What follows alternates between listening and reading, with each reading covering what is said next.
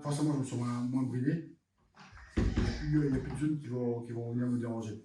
Je pense que là, on va vraiment faire la différence, c'est sur le long.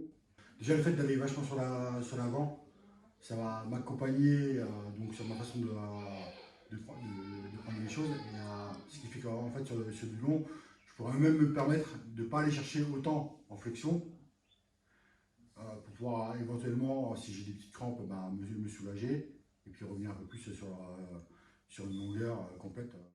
Les 15 cm gagnés sur l'avant, plus le peu gagné sur l'extension.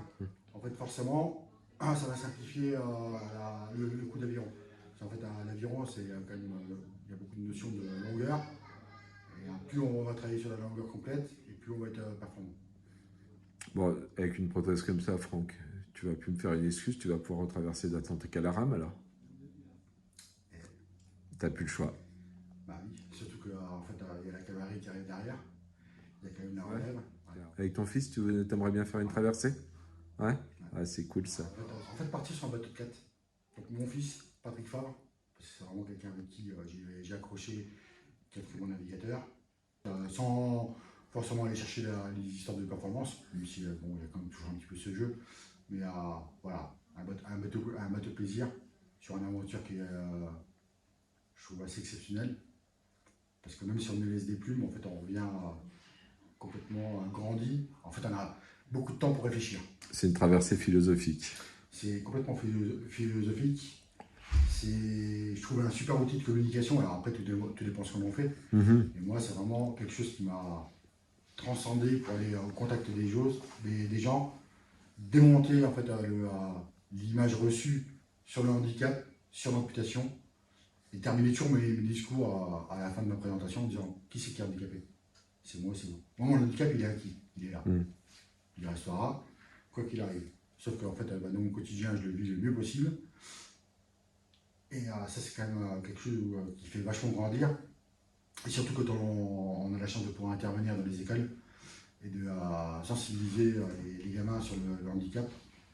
Et c'était aussi de donner un sens à cette traversée, puisque bon, en fait, une traversée, c'est comme un tableau. Il y a deux choses, c'est sur l'expose. Et les gens en profitent, seront mis dans un placard, et puis on oublie. C'est ça. C'est dommage. Bon, sache que... Allez, ça fait quoi? 26 ans que je m'occupe de toi? Bon, je suis content au bout de 26 ans qu'on puisse progresser et améliorer. Et puis, je pense qu'on va continuer.